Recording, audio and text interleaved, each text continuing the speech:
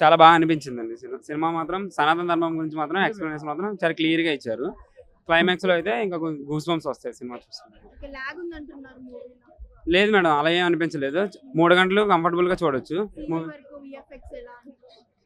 VFX ఆదిపురుషుతో compare చేస్తే చాలా better madam. ఆదిపురుషుతో compare చేస్తే బెటర్ అంటారా? లేదు, నార్మల్‌గానే చాలా బాగున్నాయి మేడం వీఎఫ్ఎక్స్. అట్లా ఏం 100 నెగటివిటీ కోట్లు వర్త్ అంటారా? వస్తాయి, ఈజీగా 200-300 వస్తాయి మేడం సినిమా.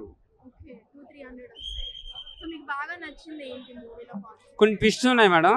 కొంచెం ఇంటర్వ్యూల వరకు ఒకటి ఉంటాయి, తర్వాత నుంచి వేరే కొంచెం చూపించే విధానం డిఫరెంట్గా చూపించారు. మూవీ 3 అవర్స్ మాత్రం కంఫర్టబుల్గా చూడొచ్చు, చాలా బాగా. తమన్ చేస్తుంటే ఇంకా చాలా బాగుండే అనిపించింది మేడం. ఓకే, బట్ తమన్ చేస్తుంటే ఇంకా బాగుండేది. ఓవరాల్ గా 5 అవుట్ ఆఫ్ 10 ఇస్తారా? 3.5 ఇస్తాం. బంధంలో మన శివుడుగా మన విరాట్ కర్ర గారే యాక్టింగ్ మాత్రం అద్రిపోయింది. స్టోరీ సూపర్ ఉంది భయ్యా. చాలా మంది నెగిటివ్ చెప్తారే, కొత్త హీరో కాదురా భయ్, అదే పెద్ద హీరో అయితే సపోర్ట్ చేస్తారా, కొత్త హీరోని తక్కువ చేసుకున్నారు. అరే మన సనాతన ధర్మం అంటే ఏంటో తెలుసా, మన ధర్మాన్ని మనం తెలుసుకుందాం. చాలా చాలా బాగుంది భయ్య. ఆ విఎఫ్ఎక్స్ ఆ గ్రాఫిక్స్ అలా ఏం సినిమా అన్న, నా లైఫ్లో ఇలాంటి సినిమా చూడలేనా. అమ్మ తోడు చెప్తున్నాం భయ్య. అసలు ఆ శివుని గురించి ఆ వెల్యుయేషన్స్, ఆ నరకటాలు, అరే మన ధర్మం గురించి ఎవడన్నా, అరే మన గుళ్ళ మీద దాడి చేసి ఎవడు పట్టించుకోడు. అదే రొమాంటిక్ సినిమాలు పోతారు. దేవుని సినిమా అర్థం కాదు. దేశభక్తి ఉన్నోనికి, శివుని మీద ప్రేమ ఉన్నోడికే, మన శివుడు మన విష్ణుదేవు మీద ప్రేమ ఉన్నోడు సినిమా అర్థమవుతుంది. స్టోరీ అర్థం చేసుకోండి, సినిమాని కాపాడండి. హర హర మహాదేవ శంభో శంకర. అభిషేక్ నామ గారు హ్యాట్స్ ఆఫ్ సార్. నాకైతే చాలా చాలా బాగా నచ్చింది. ఏడా తక్కింది భయ్య. అసలు ఆ విఎఫ్ఎక్స్ హాలీవుడ్ రేంజ్ లో ఉంది. మాకు హీరో హీరోయిన్స్ వాళ్ళు ఎవరు తెలియదు, అసలు మూవీసే తక్కువ చూస్తాము, కానీ చాలా ఇంట్రెస్టింగ్ ఉంది.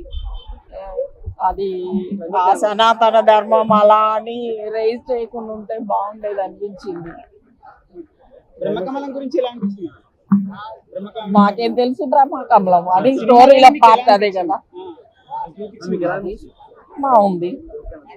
అంటే ఇప్పుడు కొత్త హీరో మీద 100 కోట్లు బడ్జెట్ పెట్టారు కదా, అది వర్త్ మీకు సినిమాలో కనిపిస్తుందా? సినిమా ఓవరాల్ గా మొత్తం బాగుంది, ఒకళ్ళని అని కాదు, మొత్తం బాగుంది. వాళ్ళు యాక్ట్ చేస్తారు, వాళ్ళు వెళ్ళిపోతారు. కానీ డైరెక్షన్ డిపార్ట్మెంట్, ఫోటోగ్రఫీ డిపార్ట్మెంట్ వీళ్ళు జాగ్రత్త పడాలి. ఏం షాట్ తీస్తున్నాము, ఏం డైరెక్ట్ చేస్తున్నాము, స్క్రీన్ ప్లేలో ఏం చూపిస్తున్నాము అనేది వాళ్ళు జాగ్రత్త పడాలి. సో వాళ్ళు కేర్ తీసుకోకుండా యాక్టర్స్ ఒక్కళ్ళు యాక్ట్ చేసేస్తే సరిపోదు కదా. సో నేను అదే చెప్తున్నా. ఇప్పుడు వీళ్ళు సనాతన ధర్మాన్ని, దేవుడిని వాడుకొని అబ్సల్యూట్ నాన్సెన్స్ చూపించారు మనకి సినిమాలో.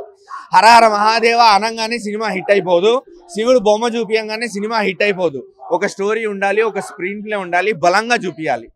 జనాలకు తెలియని ఏదైనా చెప్పగలగాలి, ఎక్కడా చెప్పగలగలేదు. అంతే. ఎలా అనిపించింది అండి నాగబంధం మూవీ? అసలు ఏముంది దాంట్లో చూడడానికి, ఏ పాయింట్తో అయితే స్టార్ట్ చేశారో అదే పాయింట్తో ఎండ్ చేశారు. అక్కడ అంటే కొత్తగా ఇప్పుడు నాగబంధం అదేదో బ్రహ్మకమలం అని చెప్పేసి ఏదో బద్రీనాథ్ అని అవన్నీ ఇవన్నీ పాత సినిమాలన్నీ కలిపి కొట్టేసినట్టు ఉంది. ఏదో హీరో, ఆ హీరో ఎవరో తెలియదు, ఊరి పేరు తెలియదు. ఇలాంటి సినిమాలు చేసేటప్పుడు కొంచెం పేరున్న హీరోని పెట్టుకుని తీయాలి.